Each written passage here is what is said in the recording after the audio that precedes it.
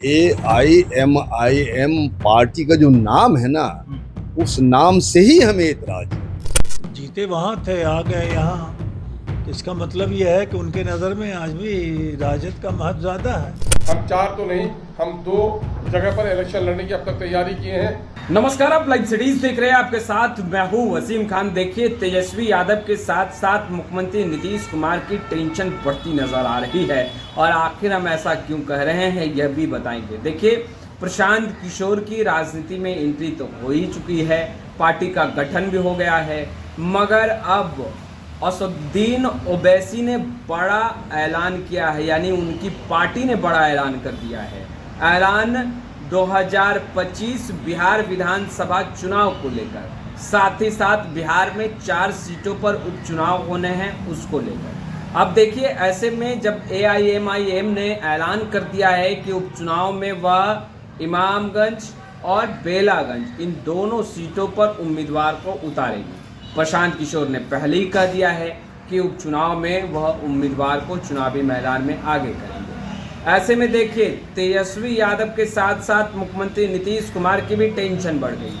अब बिहार की सियासत में हलचल तेज, हलचल चुनावी परिस्थितियों को लेकर आकलन किया जा रहा है, जातीय समीकरण देखे जा रहे हैं, और देखिए, ठोक ठठा कर कहा जाता है कि उम्मीदवार को आगे किया जा रहा है। ऐसे में देखिए, उम्मीदवारों का चयन भी कहीं ना कहीं सोच समझकर तमाम जो राजनीतिक पार्टी है वो करेगी, मगर उससे पहले सियासत गरमाई और कई सवाल। देखिए, माले के विधायक तो यहाँ तक कह रहे हैं कि AIMIM नाम ही सुनने पर अच्छा नहीं लगता, नाम ही से नफरत, और यह भी कह रहे हैं कि AIMIM जाति विशेष की बात है। वहीं दूसरे तरफ अगर आप देखें तो राजद ने बड़ा बयान दे दिया। हम आपको तीनों ही दल के नेताओं का बयान सुनाने जा रहे हैं। अख्तरुल ईमान जिन्होंने ऐलान किया, और उसके बाद माले विधायक ने क्या कुछ कहा, और राजद की क्या प्रतिक्रिया रही। आप तीनों ही दल के नेताओं को सुनिए। अरे, राजनीति कर रहे हैं सब, पॉलिटिकल मुद्दा है, और यहाँ चाहे प्रशांत किशोर जी हो या AIMIM हो, हम किसी को राजनीति करने से रोक नहीं सकते। लेकिन हमारा कहना है कि हम किसी धर्म विशेष के नाम पर राजनीति नहीं करेंगे। जनता के जो मुद्दे हैं उन मुद्दों पर राजनीति करेंगे। और प्रशांत किशोर की जहां तक ये बात है, अपने विचारों को बेचने वाला आदमी है। ये बिकाऊ है, और जो बिक गया वो खरीदार हो नहीं सकता है। बस समझ लीजिए। वैसी भी पार्टी चुनावी मैदान में हो गया, आप लोगों को नहीं लगता महागठबंधन को खासा नुकसान होगा? नहीं, महागठबंधन को कोई नुकसान नहीं होगा। जनता समझ रही है हिंदुस्तान के संवैधानिक जो मर्यादाएं हैं, हिंदुस्तान के जो मुद्दे हैं, उन मुद्दे से तमाम धर्म संप्रदाय जाति के लोग जो प्रताड़ित है, सफर है, उन मुद्दों पर चुनाव होगा।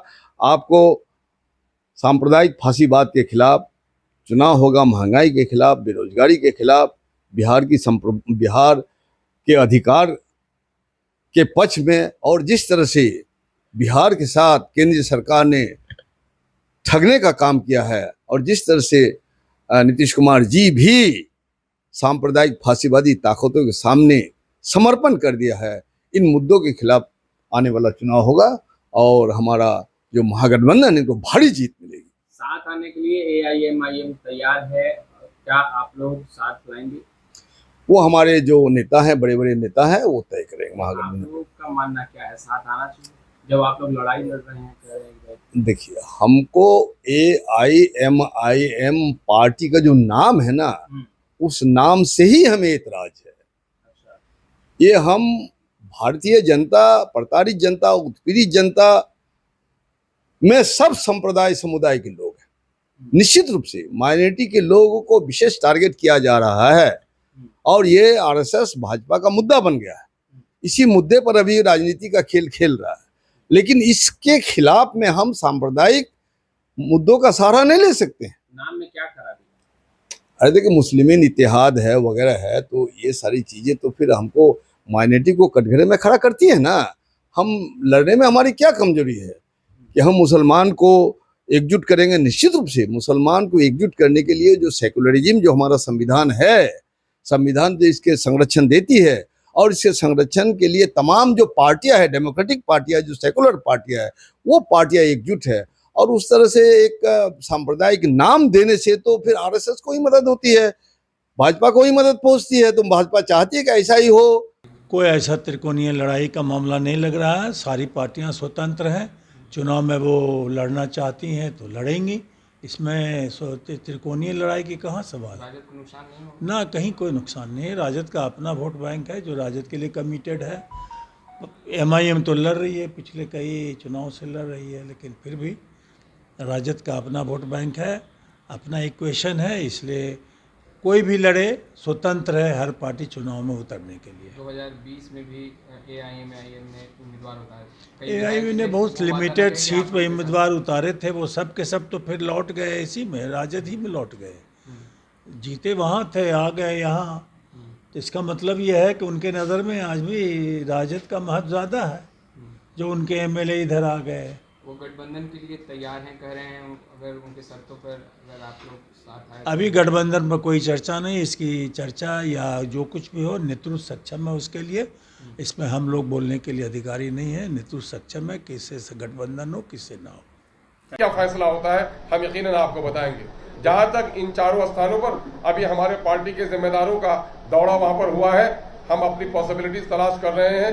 हम 4 तो नहीं, हम 2 जगह पर इलेक्शन लड़ने की अब तक तैयारी किए हैं, और 2 जगह पर हमारी कोशिश चल रही है कि हम वहाँ अनकरीब आप ही लोगों के माध्यम से, बात प्रेस के माध्यम से तो जनता के दरमियान बनाएंगे, हमारी कोशिश चल रही है। अब हम आप लोग बता देंगे। एक तो हमारा बेलागंज है और दूसरा इमामगंज है और रामगंज और तराड़ी में हमारी कोशिश चल रही है। तो आपने सुना, देखिए स्पष्ट रूप से बिहार की सियासत गरमा गई है। कई सवाल उठ रहे हैं, इन तमाम सवालों का जवाब अब देखिए राजनीतिक दल खोजने में लगे, क्योंकि 4 सीटों पर उपचुनाव और बातें त्रिकोणीय हो रही थी। कहा जा रहा था कि एनडीए बनाम महागठबंधन और फिर प्रशांत किशोर यानी त्रिकोणीय लड़ाई होगी, मगर अब त्रिकोणीय लड़ाई रही नहीं, क्योंकि एआईएम ने भी एंट्री ले ली है और स्पष्ट रूप से कह दिया है कि उपचुनाव में वह बेलागंज और इमामगंज से उम्मीदवार को आगे।